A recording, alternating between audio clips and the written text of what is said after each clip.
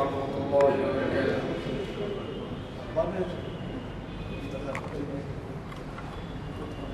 أعوذ بالله من الشيطان الرجيم.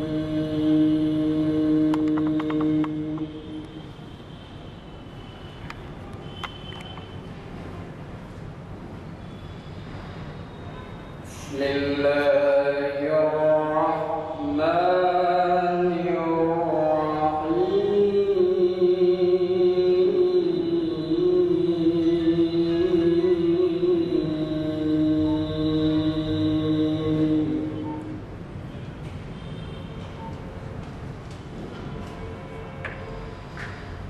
لا يستوي أصحاب النار وأصحاب الجنة.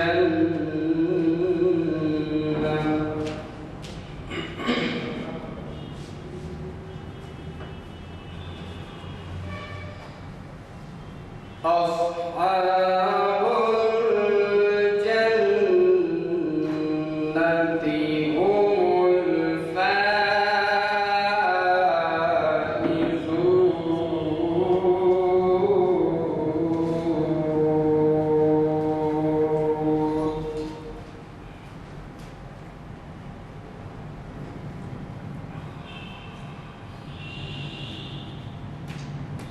لو أنزلنا هذا القرآن على جبل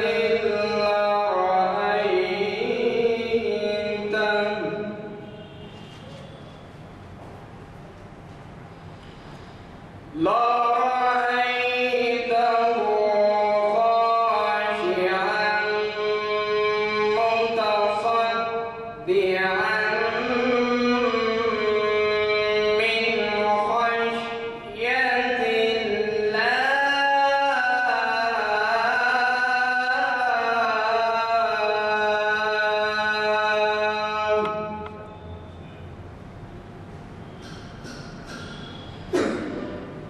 وتلك الأمثال نضربها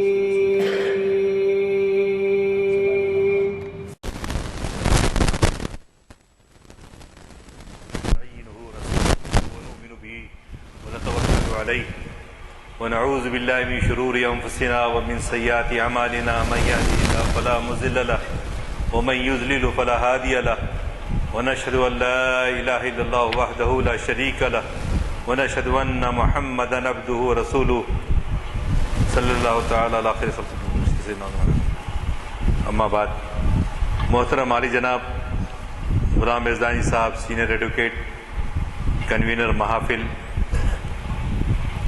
محترم بزرگ انعام الحق صاحب، نانک سنگھ نشتر صاحب، بزرگوں اور دوستوں، السلام علیکم ورحمۃ اللہ وبرکاتہ.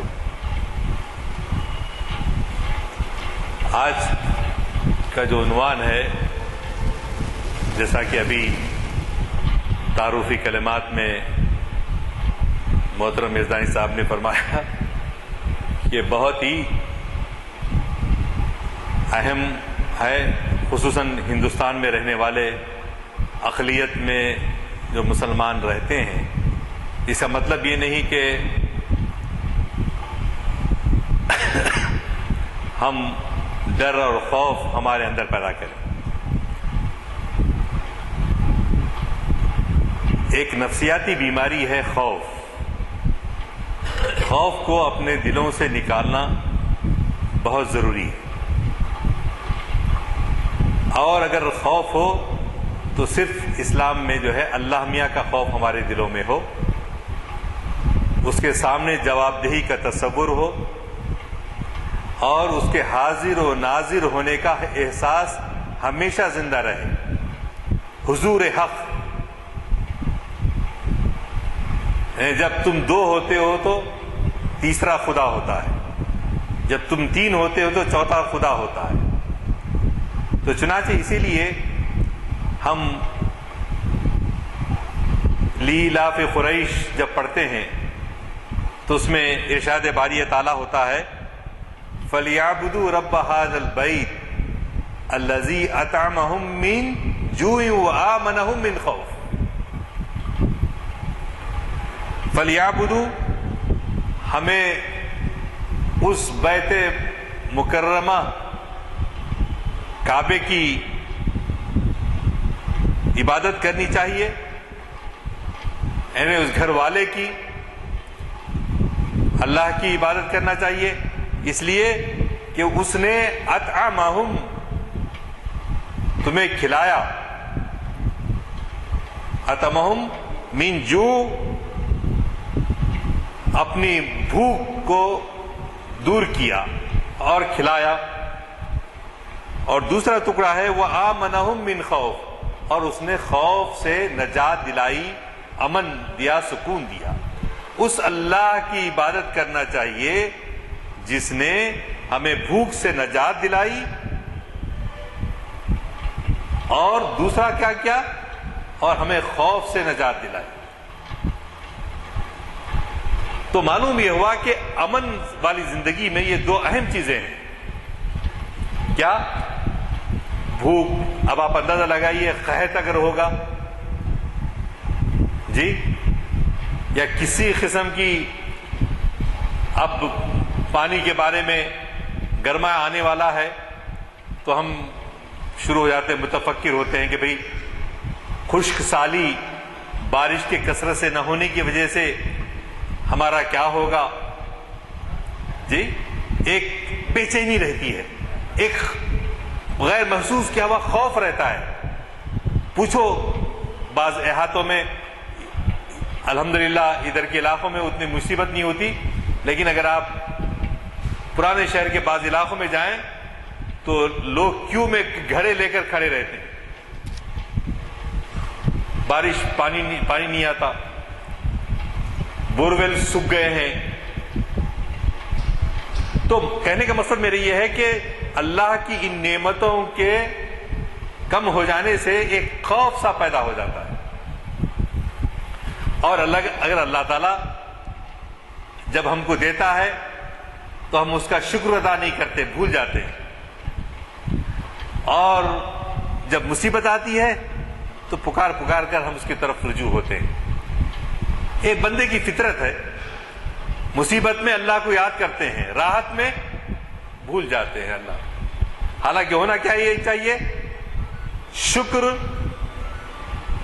ہر حالت میں اللہ کا شکر ادا کرنا چاہیے، اور مصیبت آتی ہے تو اس پہ قناعت کرنا چاہیے، صبر کرنا چاہیے کہ یہ اللہ کی طرف سے امتحان ہے، اللہ تعالی ہم کو اس میں ثابت قدم رکھے۔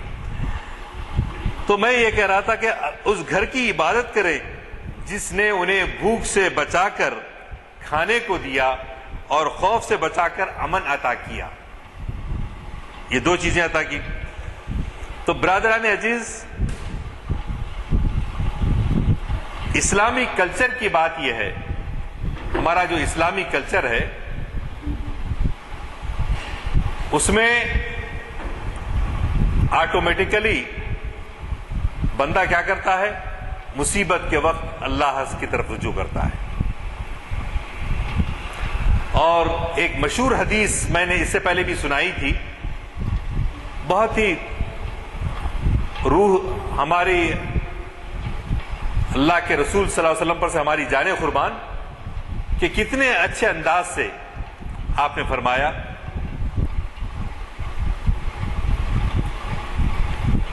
کیا نعمت وحشیت، نعمت کیا ہے؟ وحشی جانور ہے۔ نعمت ایک وحشی جانور ہے، النعمت وحشیت، اس کو کیا کرو؟ اس وحشی جانور کو شکر کی زنجیروں سے باندھ رکھو۔ کتنے خوبصورت چند الفاظ کے اندر آپ نے مضمون باندھ دیا ایک بڑا۔ قیدوہا بالشکر، النعمت وحشیت قیدوہا بالشکر۔ آپ دیکھیے ایک بیل، اب تو بیل بھی نظر نہیں آ رہے شہروں میں، دیہاتوں میں بھی نظر نہیں آ رہے، لیکن آپ نے وہ منظر دیکھا ہوگا کہ شام کو جب گائے بکری کیٹلز اپنے گھر کی طرف واپس ہوتے ہیں تو ایسا بھاگتے ہوئے دوڑتے ہوئے، جی ایسا معلوم ہوتا ہے کہ ان کے سینگوں پہ ایک شیطان سوار ہے اور ہٹو بھائی ہٹو بول کے اس طرح۔ تو ایک وحشی جانور کا آپ تصور کیجئے، وہ وحشی جانور ہے، اس کو حضور اکرم صلی اللہ علیہ وسلم فرماتے ہیں کہ تم کیا کرو؟ شکر کی زنجیروں سے باندھ رکھو۔ نعمت کیا نعمت ہے؟ مثال کے طور پر اللہ تعالیٰ نے بہت دولت دی، بہت ساری نعمتیں ہیں، دولت دی ہے۔ دولت آنے کے بعد انسان اپنی انکساری اس کی طبیعت میں رہنی چاہیے، جی، اور اللہ میاں کا ہمیشہ شکر ادا کرتے رہنا چاہیے، اور اکڑ کر زمین پر نہیں چلنا چاہیے کہ میرے پاس رولز رائس ہے، میرے پاس اتنے بڑی بڑی گاڑیاں ہیں، مرسیڈیز ہے، پتہ نہیں کیا کیا ہے، سب کچھ ہے۔ تو عام طور پہ نوجوانوں کے سامنے کیا تصور ہوتا ہے؟ ہمارا تصور یہ ہے کہ نعمتیں کمائیں، جتنی نعمتیں ہو سکتی ہیں حاصل کریں، اس میں گاڑیاں بھی ہیں، بہترین مکانات بھی ہیں، جی۔ تو جب یہ آ جاتی ہیں تو کیا ہوتا ہے؟ آدمی وحشی جانور ہو جاتا ہے۔ جب بے حساب اس کے پاس دولت آنے لگتی ہے تو کیا بن جاتا ہے انسان؟ وحشی جانور بن جاتا ہے۔ اس وحشی جانور کو قابو میں رکھنا ہے تو کس سے کرنا؟ اے اللہ تیرا دیا ہوا ہے، میں کیا ہوں؟ میں تو جانے والا ہوں، میں تو جانے والا ہوں۔ اور سورہ دہر میں اتنی خوبصورت آیت اللہ تعالیٰ نے فرمائی، اللہ تعالیٰ فرماتا ہے کہ یطعمون الطعام علی حبہ ویطعمون الطعام علی حبہ مسکینا ویتیما واسیرا۔ اس آیت کو سمجھنے کی کوشش کیجیے۔ ویطعمون الطعام، جو نیک صفت بندے ہوتے ہیں، اللہ کے حقیقی غلام ہوتے ہیں، شکر گزار ہوتے ہیں، اللہ کی نعمتوں کا صحیح ادراک رکھتے ہیں، وہ لوگ کیا کرتے ہیں؟ وہ لوگ یہ کرتے ہیں کہ اللہ کی محبت میں، اللہ تعالیٰ کی محبت میں مسکین، یتیم اور قیدی کو کھانا کھلاتے ہیں۔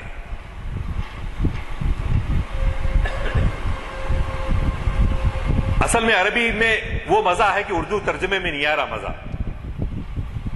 وَيُطْعِمُونَ الطَّعَامَ عَلَىٰ حُبِّهِ، اللہ کی محبت میں، اس لیے نہیں انہوں بڑے سخی ہیں، انہوں زکوٰۃ کی ساڑیاں تقسیم کرتے ہیں رمضان میں، ایک وقت پہنے تو دوسرے وقت صحیح نہیں رہتی، دکھانے کے لیے نہیں، لوگوں میں سخی کہلانے کے لیے نہیں، صرف اس لیے کہ اللہ کی محبت میں کھلاتے ہیں۔ مسکینوں و یتیموں و اسیرا، اسیر یہاں پر قیدی کے بارے میں آیا۔ اب یہ آیت جب نازل ہوئی تو سارے قیدی کون تھے؟ مشرک تھے، غیر مسلم تھے، مشرک تھے، غیر مسلم تھے، تو بھی اللہ میاں کیا بولے؟ ان کو کھلاتے ہیں ایمان والے لوگ۔ وہ یہ نہیں دیکھتے کہ یہ مسلمان ہے تو کھلانا، یہ غیر مسلم ہے تو نہیں کھلانا، ایسا نہیں، سب کو کھلاتے ہیں۔ وَيُطْعِمُونَ الطَّعَامَ عَلَىٰ حُبِّهِ، اسی لیے غیاث الدین بابو خان صاحب ٹرسٹ میں جب وہ اسکالرشپ تقسیم کرتے ہیں تو یہ نہیں دیکھتے کہ صرف مسلمان بچوں کو دینا ہے، غیر مسلمان بچوں کو بھی دیتے ہیں، کیونکہ ہمیں ایسی تعلیم دی گئی، یہ اسلامی کلچر ہے۔ یہ نہیں ہو سکتا کہ غیر مسلم ہے بلکہ اس کو بٹھائے اور ہم اس کے سامنے اس کو بھوکا بٹھا کے کھائیں، یہ غیر اسلامی کلچر ہے، یہ کلچر اسلامی نہیں ہو سکتا۔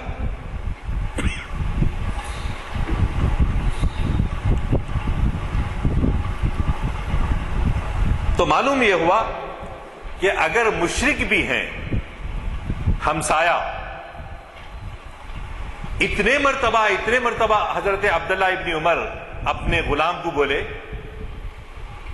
یہ قربانی کا جو گوشت ہے وہ پڑوس میں پہنچا دینا، پھر ادھر سے پھر کے آتے، پھر بولتے یاد ہے تمہارے کو میں کیا بولا؟ پڑوس میں جو ہے اس کو قربانی کا گوشت لے جا کے دینا۔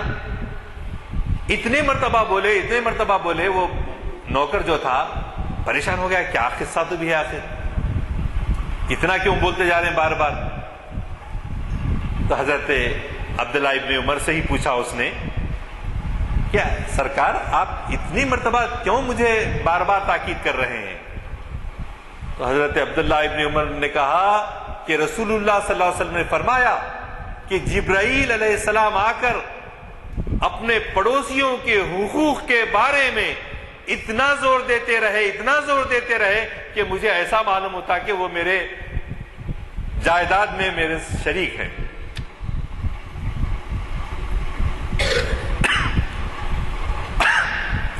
اور ہمسایہ ہونے کے بارے میں، نیبرہڈ کے بارے میں یہ دیکھنا نہیں ہے کہ وہ مسلمان ہے یا غیر مسلم۔ اب بھلا بتائیے، ہم تو بولیں گے ہم اپنا مسلمان بھائی تو چھوڑو، اپنے خاندان کا بھائی بھی ہے، تو کئی گھروں میں تو ایسا ہے کہ بھائی کی صورت نہیں دیکھتا، بھائی کی صورت نہیں دیکھتا، اگرچہ کہ وہ مسلمان ہے، دونوں بھی مسلمان۔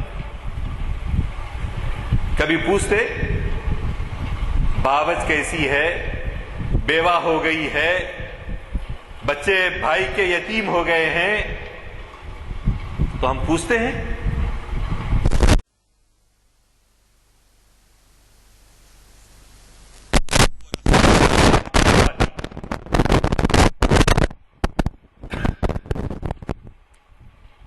اور اس میں ایک معاہدہ ہوا جس کو کہا جاتا ہے حلف الفضول۔ تو فضول کیوں کہتے ہیں؟ فضول اصل میں 3 ایسے لوگ تھے اس میں جن کا نام فضل تھا، 2 رہے تو عربی میں ثانیہ بولتے، اثنین صیغہ اثنین، واحد اثنین جمع، 2 سے زیادہ ہو تو جمع کہیں۔ تو 3 لوگ ایسے تھے جن کا نام فضل فضل فضل تھا، اس لیے اس کا نام حلف الفضول ہوا کہ حضور اکرم صلی اللہ علیہ وسلم کی عمر اس وقت جو ہے یہ واقعہ جب ہوا 20 سال کی تھی. تو حضور اکرم صلی اللہ علیہ وسلم بعد میں بھی کہا کرتے تھے کہ اگر آج بھی کوئی ایسا معاہدہ ہوتا ہے جس میں ظالموں کے پنجے سے پنجہ ملا کر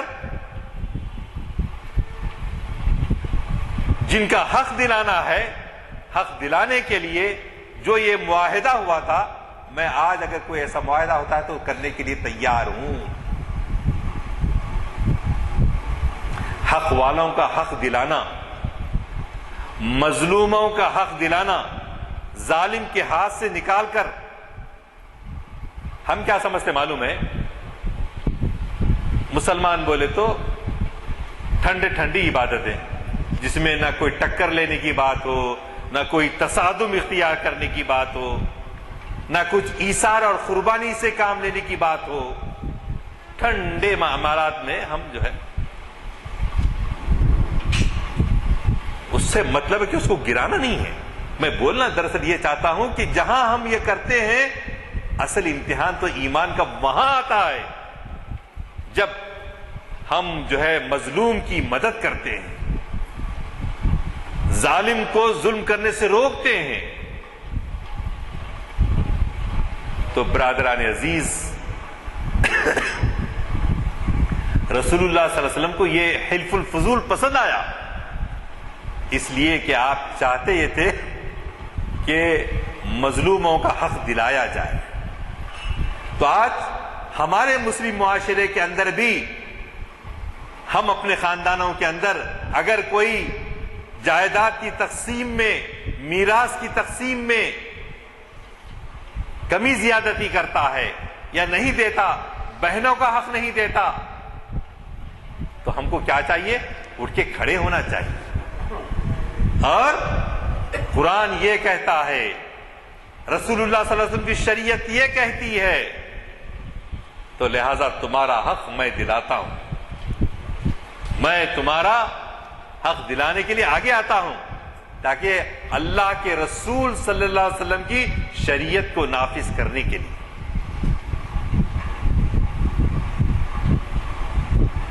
برادران عزیز، حضرت اسماء بنت ابی بکر رضی اللہ تعالی عنہا کا ایک نام ہے، لقب ہے. کیا ہے عربی میں؟ ذات النطاقین. کیوں؟ کہ حضور اکرم صلی اللہ علیہ وسلم جب ہجرت کی شب نکل کر غار ثور میں بیٹھے تھے، حضرت ابو بکر صدیق رفیق راہ طریق آپ ساتھ تھے، اور غار ثور میں انگوٹھا پیر ایسا لمبا کر کے سوراخ کو بند کر دیے تھے. کون؟ حضرت ابو بکر صدیق. کیوں بند کر دیے تھے؟ کہ دشمن قریب آ پہنچا تھا اور اس بات کا اندیشہ تھا کہ کہیں اس کو معلوم نہ ہو جائے کہ یہاں محمد صلی اللہ علیہ وسلم اور ان کے رفیق حضرت ابو بکر صدیق جو ہے وہاں پر چھپے ہوئے ہیں. سانپ ڈس لیتا ہے انگوٹھے کو حضرت ابو بکر صدیق کے، زہر چڑھتا ہے، اور زہر کے چڑھنے کی وجہ سے پسینہ میں شرابور ہو جاتے ہیں، لیکن حرکت کیوں نہیں کر رہے؟ کیونکہ ان کے آقا حضور اکرم صلی اللہ علیہ وسلم اپنا گال جو ہے حضرت ابو بکر صدیق کی مانڈی پر رکھ کے سو رہے ہیں.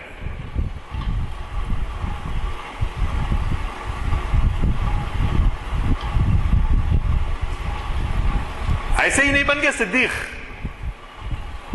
ایسے ہی ان کو لقب نہیں دیا گیا صدیق کا. اپنی جان کو خطرے میں ڈال کر، جی جان نکلنے والی ہے، لیکن یہ پسند نہیں ہے کہ آقا کی نیند خراب ہو. پسینے میں شرابور ہو کر پسینے کی بوندیں حضور اکرم صلی اللہ علیہ وسلم کے چہرے مبارک پر گرتی ہیں تو آپ بیدار ہو جاتے ہیں. اے ابو بکر اتنے پریشان کیوں ہو؟ حضور دشمن قریب آ پہنچا ہے. حضور اکرم صلی اللہ علیہ وسلم لعاب دہن ان کے انگوٹھے کو لگاتے ہیں، وہ زہر تریاق ہو جاتا ہے، زہر کا اثر مندمل ہو جاتا ہے، اور پورے یقین کے ساتھ اللہ سورہ توبہ میں جو آیا کہ لا تحزن ان اللہ معنا، رنجیدہ مت ہو، اللہ کی معیت ہمارے ساتھ، اللہ ہمارے ساتھ. یہ یقین اور ادھر آپ کی سالی بھی ہونا، ابھی شادی نہیں ہوئی تھی. کون؟ بی بی عائشہ کی بہن اسماء بنت ابی بکر. ان کی والدہ مسلمان نہیں ہیں،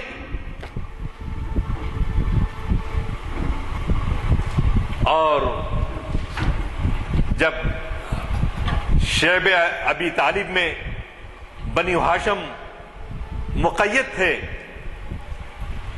تو ان کی والدہ ان سے ملنے کے لیے آتی ہیں. تو اسماء بنت ابی بکر حضور اکرم صلی اللہ علیہ وسلم سے پوچھتے ہیں اے اللہ کے رسول، کیا میں اپنی والدہ سے مل سکتی ہوں؟ کیونکہ وہ مشرکہ ہیں، ابھی وہ اسلام نہیں لائے ہیں. تو حضور اکرم صلی اللہ علیہ وسلم نے کہا ہاں ملو، تم اپنی والدہ سے ملو. یہ رواداری، اسلام یہ رواداری سکھاتا ہے. سب سے عزیز اللہ ہے، لیکن والدین کی فرما برداری کے بارے میں بھی آپ کو احکام دیے گئے ہیں. تو اسلام میں کیا ہے؟ اگر مشرکہ ہے جن کی کوشش یہ ہے کہ اللہ کی توحید سے نکال کر ان کو مشرک بنایا جائے، ماں باپ کی کوشش ہے، لیکن اللہ کے رسول کہتے ہیں ان سے ملنے میں کوئی عار نہیں ہے. اگر ماں باپ مشرک بھی ہیں تو ان سے ملاقات کی جا سکتی ہے. یہ رواداری ہے اسلام. تو میں وہ بات ادھوری رہ گئی کہ ذات النطاقین بی بی اسماء ابی بکر 3 دن تک غار ثور پر توشیدان، اس وقت ایسے خفل وغیرہ تو نہیں تھے کہ اس کو بند کر دیا جاتا، تو انہوں نے اپنے دوپٹے کا کپڑا پھاڑا، اس کو دامن کہتے ہیں، دامن کے کپڑے کو پھاڑ کر اس توشیدان کو جو ہے باندھا. تو وہ ادا اتنی پسند آئی اللہ کے رسول کو کہ ان کا نام ہی ذات النطاقین ہو گیا.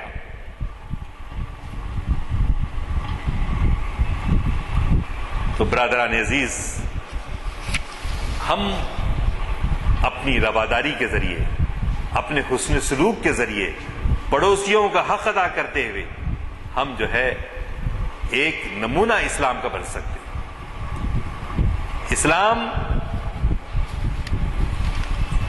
لٹریچر، بعض جماعتیں ہیں کہ لٹریچر تیار کرتی ہیں، بعض جماعتیں ہیں کہ عبادات پر زور دیتی ہیں، لیکن اصل چیز کیا ہے؟ عبادات اور معاملات کے لیے سب سے اہم چیز ایمان. ایمان بنیادی چیز ہے. اگر ایمان ہی اللہ میاں ہے کہ نہیں ہے، کی ہے کہ نہیں ہے، کی مرنے کے بعد زندہ ہوتے کہ نہیں، کی جواب دینا پڑتا کہ نہیں پڑا، یہ سب معلوم ہوتا کیا ان کو؟ یہ جو بے یقینی کی کیفیت ہے نا، اس کو سب سے پہلے دور کرنے کی ضرورت ہے. سب سے پہلے یہ دور کہ وہ منکر نکیر سوال کریں گے، من ربک؟ اللہ ربی. ما دینک؟ الاسلام دینی. من رسولک؟ محمد صلی اللہ علیہ وسلم، نبینا محمد صلی اللہ علیہ وسلم. یہ منکر نکیر سوال کریں گے. اس میں ہمارا یقین اصل میں متزلزل ہو گیا ہے. اللہ بچائے کہ آخرت کے وقت، خاتمے کے وقت اللہ تعالیٰ جو ہے کلمہ نصیب کو فرمائے، اور ہمارا یقین ہماری زندگیوں کے اندر اللہ کے سامنے حاضر و ناظر ہونے کا یقین تازہ ہو جائے، تو پھر ہمارا عمل بدلے گا، ہمارا رویہ بدلے گا، اور ہمارے رویے کو بدل کر نہ ہم کو لٹریچر دینے کی ضرورت پڑے گی، نہ زبانی تلقین کرنی پڑے گی، بلکہ ہمارے دیگر بھائی اسلام کی طرف آئیں گے کہ یہ نیبرہڈ میں اتنا خیال رکھتے ہیں، پڑوسیوں کا اتنا خیال کرتے ہیں، ضرورت مندوں کی ضروریات کا اتنا خیال کرتے ہیں۔ ہر ضرورت مند کی ضروریات کی تکمیل کرنا منشائے الہی کی تکمیل کرنا ہے، منشائے الہی کی تکمیل کرنا ہے۔ ہم سمجھتے ہیں کہ بھئی وہ ڈبے میں کھڑا کھڑ نوٹوں کی آواز تو آتی نہیں، وہ چونی اٹھنی مسجد میں ایسا گھمائی جاتی ہے، یا فقیر کو کوئی جو ہے 5-10 روپے کا، آج کل 10 روپے کی بھی کوئی اہمیت نہیں رہی، فقیر لے رہا بھی نہیں، تو جو ہے وہ ادا کرتی ہے تو سمجھے کہ ہم بہت کام کرتے ہیں۔ نہیں، کام تو یہ ہے کہ یطعمون الطعام علی حبہ مسکینا و یتیما و اسیرا، وہ ہے اصل کام، وہ ہے۔ ہمارا اللہ میاں پر یقین ایسے ہی ہونا چاہیے، یقین مثل خلیل آتش نشینی، یقین اللہ مستی خود گزینی، سنائے تہذیب حاضر کے گرفتار، غلامی سے بدتر ہے بے یقینی، غلامی سے بدتر ہے بے یقینی۔ تو اس غلامی کو، صرف غلامی کس کی ہونا تھا؟ اللہ تعالیٰ کی غلامی، اور اس کے سوا نبی اکرم صلی اللہ علیہ وسلم مدینے میں تھے، مکے میں قحط پڑا تو آپ نے اناج بھیجا، جیسا ہمارے پاس بھی ہوتا ہے نا، ابھی تمل ناڈو میں سیلاب آ گیا تو یہاں سے کچھ ہم بھیجتے ہیں، وہاں زلزلہ آتا ہے تو ہم کچھ بھیجتے ہیں، تو رسول اکرم صلی اللہ علیہ وسلم نے بھی کیا کیا؟ مدینے سے کچھ اجناس بھیجے۔ حالانکہ کون تھے مکے میں؟ آپ کو تکلیف دینے والے، آپ کے صحابہ کو ستانے والے، حضرت بلال حبشی کو جلانے والے، یہ سب تھے، لیکن ان دشمنوں کے باوجود آپ نے جو ہے ایک کے طور پہ جو ہے اجناس بھیجے، قحط پڑ گیا۔ سو یہ سب سبق کس لیے ملتا ہے؟ ہم ہمارے غیر مسلم بھائیوں میں بتائیں کہ اسلام کس بات کی تلقین کرتا ہے، کس بات کی تلقین کرتا ہے۔ حضرت عمر کے زمانے میں جزیہ کون دیتے تھے؟ جو اسلام قبول نہیں کرتے ان کو جزیہ دینے کے لیے کہا جاتا تھا۔ جزیہ دینے والے اسلامی ریاست کے اندر محفوظ رہتے تھے، ان کو ان کی عبادت کرنے کی آزادی ہوتی تھی، ان کے معبد میں جائیں اور وہ عبادت کریں، کوئی روکتا نہیں تھا۔ حضور اکرم صلی اللہ علیہ وسلم کے زمانے میں نجران سے عیسائی آئے، آ کے مسجد نبوی بھی ملاقات کے لیے آئے، ان کی عبادت کا وقت ہوا تو وہ مشرق کی طرف منہ کر کے کھڑے ہو گئے اور عبادت کرنے لگے۔ بعض صحابہ نے روکنا چاہا تو رسول اللہ صلی اللہ علیہ وسلم نے کہا روکو مت، ان کو اپنی عبادت کرنے دو۔ بس اس ایک واقعے پہ میں اپنی گفتگو ختم کرتا ہوں، ورنہ اور بھی بہت سارے واقعات ہیں۔ عیسائی اور حضور اکرم صلی اللہ علیہ وسلم کہہ رہے ہیں عبادت کریں تو عبادت کرنے دو۔ افسوس، صد افسوس، آج ایسے محلوں میں، ایسی مساجد میں جانے کا مجھے اتفاق ہوا ہے جہاں ایک مسلک والا دوسرے مسلک والے کو گوارا نہیں کرتا۔ استغفر اللہ العظیم، کافر بول رہے ہیں، وہ کافر، یہ کافر، اس کو کافر، اس کو کافر، آخر میں میاں بیوی شاید، یا بیوی کو بھی کافر بولتے کہ اکیلے چلے جاتے ہو۔ تو عرض کرنا یہ تھا کہ مسلکوں کے خلاف ہم جو ہے ایک ایسی گئے تھے غیاث بھائی کے پروگراموں میں گئے، تو جائے کہ رستے میں مسجد میں گئے، بولے یہاں اہل سنت الجماعت ہی کے لوگ نماز پڑھ سکتے ہیں، اور آپ ایک جماعت ہونے کے بعد دوسری جماعت مت بنائیے، یہ بھی لکھا ہوا ہے۔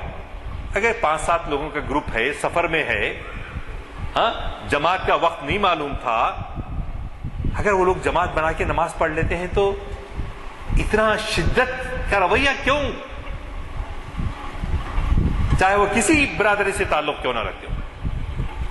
ہم مومن ہیں. المومن المسلم اخو المسلم.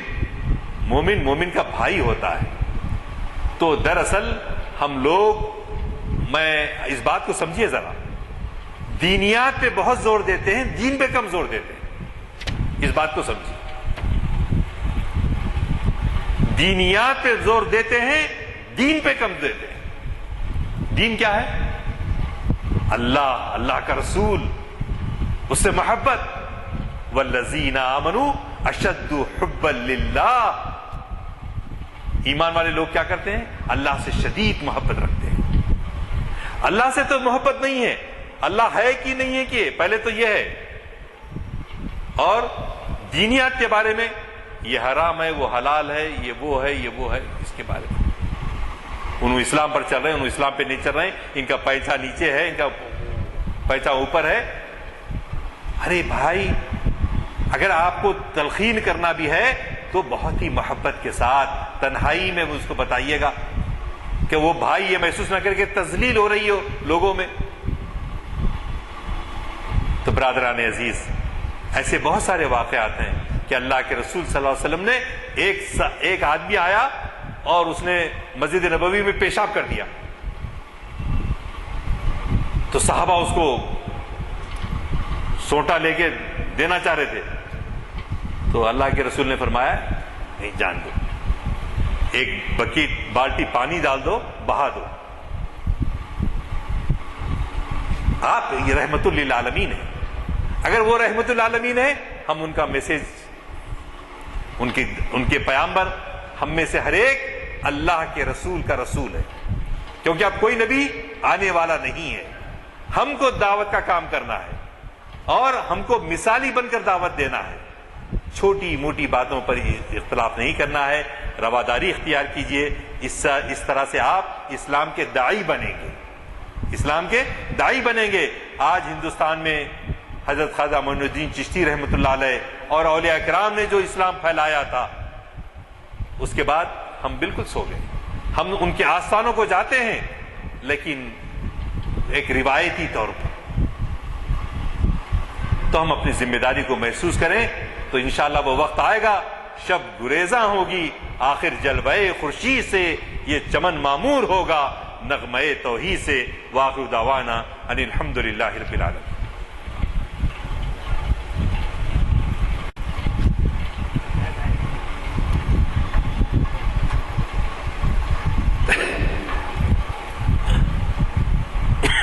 ابھی 10 منٹ ہیں، اگر کوئی سوال ہے.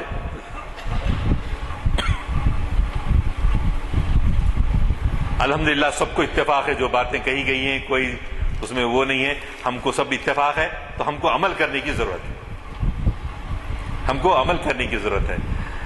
آپ دیکھیے کہ ابھی انہوں موجود نہیں ہیں ہمارے یزدانی صاحب، مگر دیکھا آپ ان کے ساتھ کیسا حادثہ ہوا. ان کی نئی زندگی ہوئی ہے نہیں ایک معنوں میں، لیکن اس کے باوجود بھی اسی محلے میں رہے، اسی مکان میں رہے. ہاں، ایک بڑی بات ہے. تو ہمارے پاس کیا ہو رہا ہے آج کل؟ انٹالرنس، قوت برداشت نہیں ہے. ہم مسلم بستیاں الگ، غیر مسلم بستیاں الگ، ایسے تقسیم ہو رہے ہیں. ایسا ہونے کی ضرورت نہیں ہے. ہم کو ہندوستان میں رہنا ہے. ہم ہندوؤں کی اکثریت کے درمیان بھی رہتے ہیں، لیکن اپنے اخلاق کے ذریعے ان کو بتائیں کہ وہ محسوس کریں کہ یہ مسلمان کوئی تفرقہ پروری کرنے والے نہیں ہوتے، کوئی فساد پیدا کرنے والے نہیں ہوتے. یہ تو خیرخواہ ہیں، انسانیت کے خیرخواہ ہیں. یہ تاثر ہم کو دینے کی ضرورت ہے. اللہ تعالیٰ سے دعا کرتا ہوں کہ اللہ تعالیٰ اللہم صلی محمد وعلی آل محمد کما صلیت علی ابراہیم وعلی آل ابراہیم انک حمید مجید. اللہم بارک علی محمد وعلی آل محمد کما بارکت علی ابراہیم وعلی آل ابراہیم انک حمید مجید. اے اللہ، ہم کو ایمان پر زندہ رکھ، ایمان پر ہمارا خاتمہ فرما۔ اے اللہ ہم انسانیت کے سچے خیر خواہ بنیں۔ اے اللہ ہم حضور اکرم صلی اللہ علیہ وسلم کے سچے امتی بن کر آپ کی شفاعت ہم کو نصیب ہو۔ اے اللہ ان دعاؤں کو اپنے فضل و کرم سے قبول فرما، ایمان پر زندہ رکھ، ایمان پر خاتمہ فرما۔ اللہم ارزقنا توبۃ نصوحا قبل الموت، اللہم ارزقنا شہادہ عند الموت، اللہم ارزقنا جنۃ و نعیما بعد الموت۔ صلی اللہ تعالی علی خیر خلقہ و نور عرشہ سیدنا مولانا محمد وعلی آلہ وصحبہ اجمعین، آمین برحمتک یا صبح 5 بجے ہوگی۔ اور چہارشنبے کو بانگ درا کی رباعیات اور غزلوں پر ڈاکٹر یوسف اعظمی صاحب کا لیکچر ہوگا، آپ اصحاب سے شرکت کی گزارش کی جاتی ہے۔